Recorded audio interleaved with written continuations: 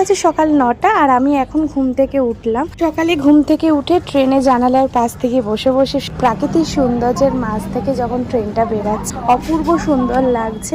আজ সকালটা আমাদের এইভাবেই শুরু হলো। এখন ট্রেনটা দাঁড়িয়েছে আর আমি ব্রাশ করতে করতে গেটের কাছে এসেছি আর তোমাদের দাদা ভাই এখন স্টেশনে নেমে দাঁড়িয়ে রয়েছে। তো চলো বন্ধুরা, আজকের ব্লগটা আমি এখন থেকেই শুরু করছি। তোমরা কন্টিনিউ ব্লগটা দেখতে থাকো। আশা করছি আজকের ব্লগটা তোমাদের খুব ভালো লাগবে। এই যে তোমাদের দিদিভাই সকাল সকাল দাঁত ব্রাশ করছে। এই এতক্ষণ পর ম্যাডামের সকাল হয়েছে তোমাদের দিদিভাইয়ের। কালকে রাত্রিবেলায় বলেছে ছেলেকে যে আমাকে ডিস্টার্ব করা চলবে না, আমার শরীর খারাপ, আমার কাছে পাঠিয়ে দিয়েছে। ছেলে আমার কাছে শুয়েছে আর বাবু তো এখনো ঘুমাচ্ছে।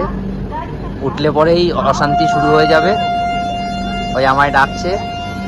তো বন্ধুরা, এইদিকে দেখো আমি ফ্রেশ হয়ে কেবিনে চলে এসেছি আর এইদিকে মা আর মাহি এখনো ঘুমাচ্ছে।